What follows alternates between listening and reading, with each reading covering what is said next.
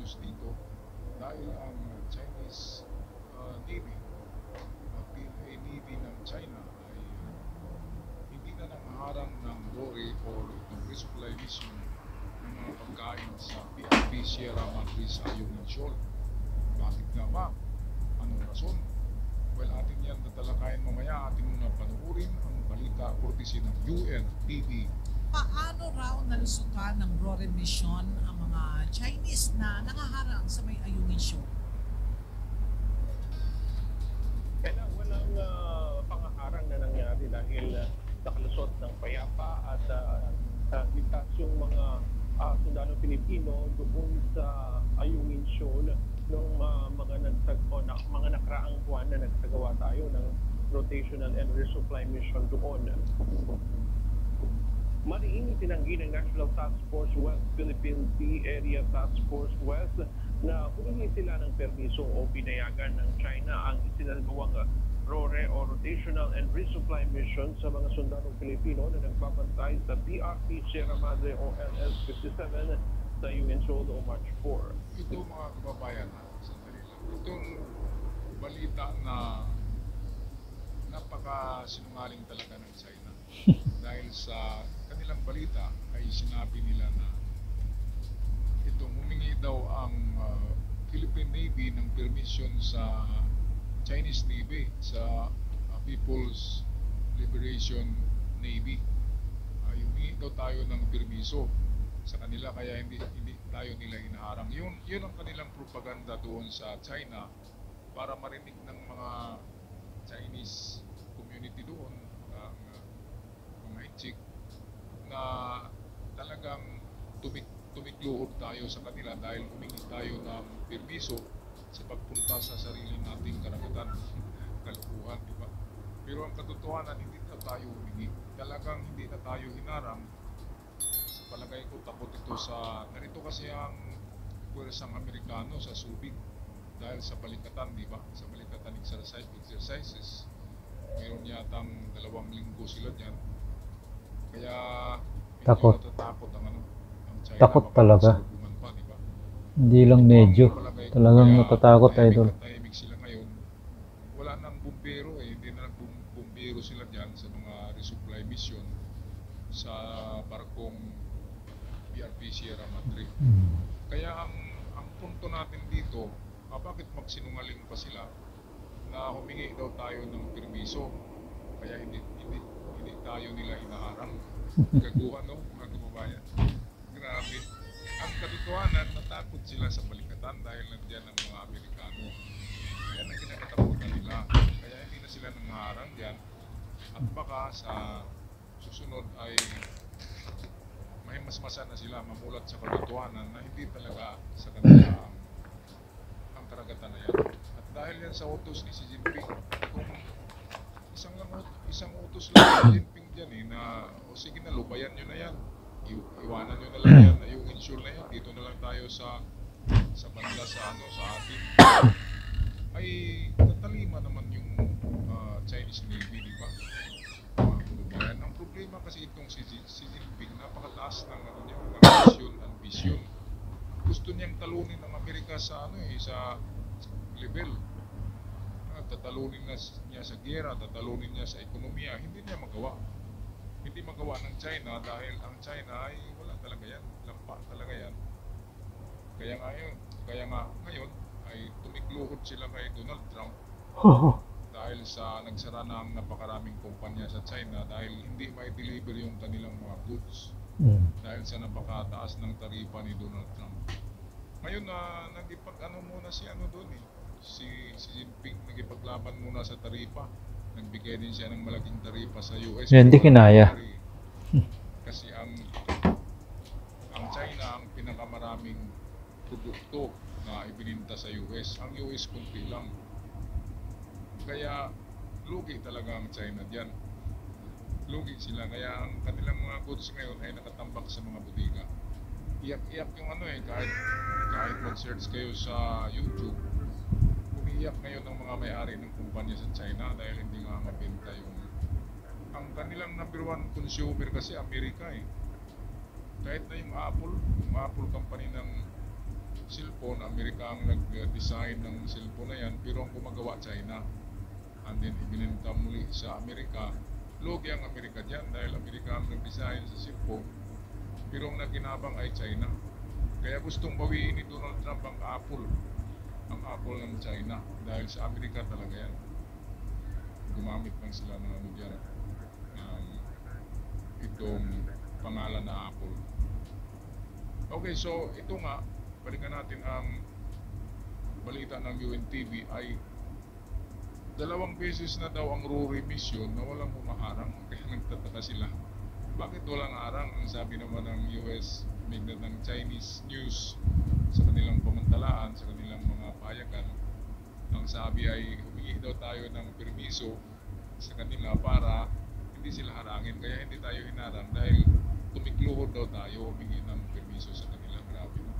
Karagatan natin tapos tayo ba yung humingi ng permiso? Sinungaling din ang China na yan. Sa balita. Iis ng National Task Force West Philippine Sea, ang Ayungin Zone ay nasa loob ng Philippine Exclusive Economic Zone and Continental Shelf na pinag-tibay naman ng 2016 Arbitral Award. Sabi ng NTFWPS, may jurisdiction at sovereign rights ang Pilipinas sa nasabing bahura, kaya malayong makapagsasagawa ng RORE mission sa lugar ang Pilipinas alinsunod sa international law. Aniya, ang ginagawa ng China ay lantarang pagtatangka ng pagpapakalat ng maling impormasyon upang pahinain ang soberenya ng Pilipinas at iligaw ang international community. Hindi kinikilala ng Pilipinas ang karapatan ng China sa Ayungin Shoal at hindi niya kailangan ng pagsang-ayon ng China sa anumang aksyon ng pamahalaan sa lugar. Nitong April 9, ang pinakahuling rotational and resupply mission ng Armed Forces of the Philippines sa Ayungin Shoal.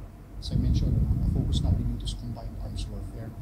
So for ground operations, Didepensa ang Philippine Army gamit ang iba't ibang armas, kabilang ang Atmos 155mm self-propelled howitzer, 81mm at 60mm mortars, at ang Sabra light tank. Ito mga kababayan, meron pala tayong 30 ka tangke tigera na galing yan sa Israel, kaya magaling na magandang tangke tigera yan. At yan ay sa panahon ni PBBM na purchase yan, ay 2023 yata, 2023-2024 na purchase galing sa Israel ang tangke tigera na 30. Ang dami-dami niyan, 30. At alam niyo ba na grabe, ang dami-dami ng pandigma na mga kagamitan ngayon sa Subic. Halos linggo-linggo may dumarating, sinasakay lang sa yung malalaking C-130 ng Amerika, yung mga Hercules na tinatawag Hercules, malalaking eroplano na kayang magkarga ng 4 na tangke tigera sa loob nito.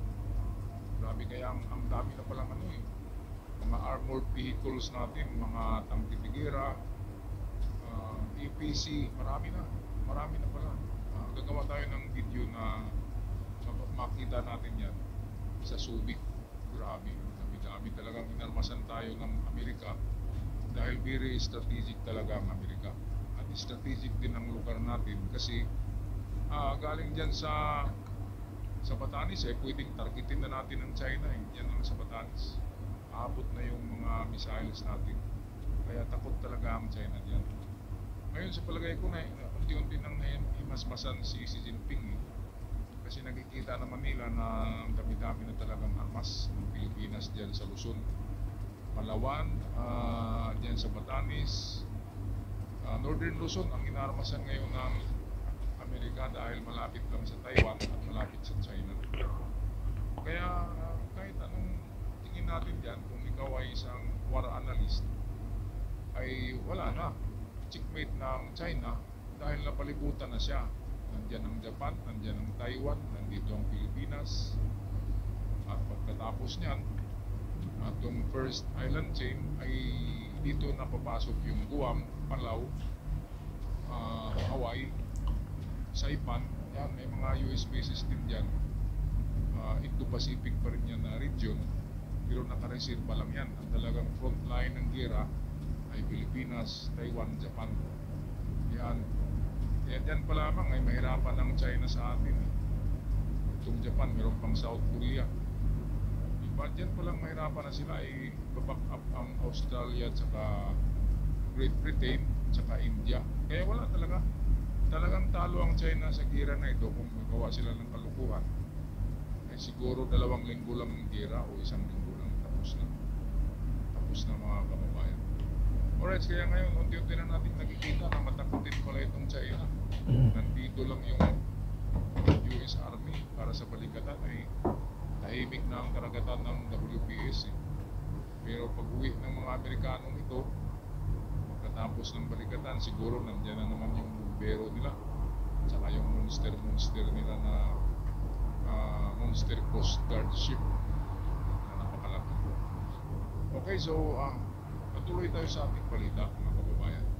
Ito makikita natin na nagpa-practice ang mga Philippine Army ng Sabra tank sa pag-target sa layo na almost 1 kilometer ang target. Panoorin natin. As I mentioned, na-focus natin dito sa combined arms warfare. So for ground operations, it's a combination of infantry, artillery, and armored units working side by side together. So part of it is not only do we test the capability of these arms, but also how we work together as part of a combined arms team. Nabili ng Pilipinas ang 30 units ng Sabra Light Tank sa Israel sa halagang 94 billion pesos sa ilalim ng AFP Modernization Program Horizon 2. 2023 at 2024 dumating sa bansa ang ilang unit nito. Kayang tamaan ng Sabra Light Tank ang target sa layong 11 hanggang 16 na kilometro. Ayan mga kababayan, Layo, so no? panahon ni PBBM talaga yan. Pinili natin bilyones ang halaga, di ba? Pera ng Pilipinas. Kaya kung may utang man tayo, may utang ngayon si PBBM na 1.6 billion yata. Yun lang yung utang niya ngayon. Pero kita nyo naman, di ba, ilang billion ba yung dyan, pinili na mga tangki-tingira, ang dami-dami dyan. Di ba kaya hindi kinukurakot ng pera ni PBBM? Meron pinili. Yung bumili pa nga tayo sa India ng BrahMos, yung daming missiles. Di ba? Kaya Nakapagbayad pa nga eh.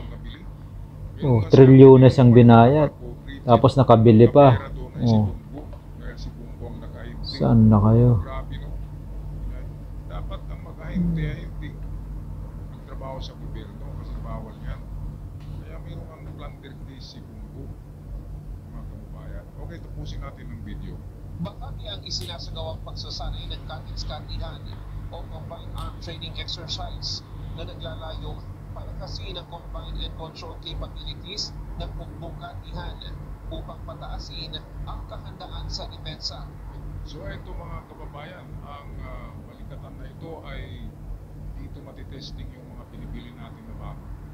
Meron akong idugtong dito na video, baka bukas, makikita nyo na meron pala tayong mga Black Hawks helicopter, yun na yung mga model ng helicopter.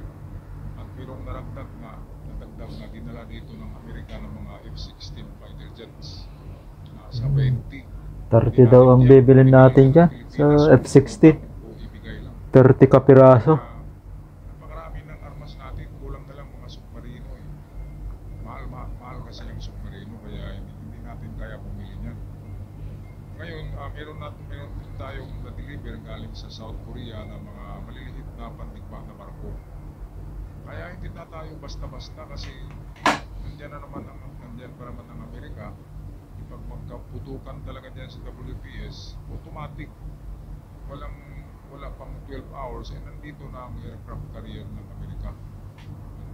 Puposisyon na yan, harap sa China. Kaya kailangan lang natin ng kunting pang deterrent.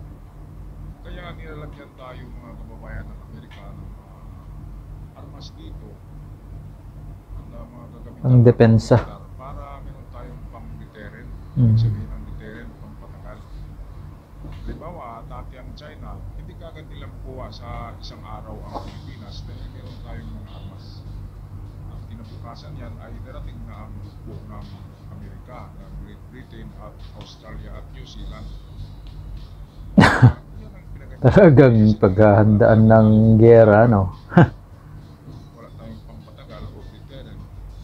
Ay wala, masasakop ka agad ang Pilipinas. Chinese ang Ah. nag-uwi sa kapital natin. Kapwesto sila kaagad dyan. Mahirapan na ang Amerika pagpasok. Oo.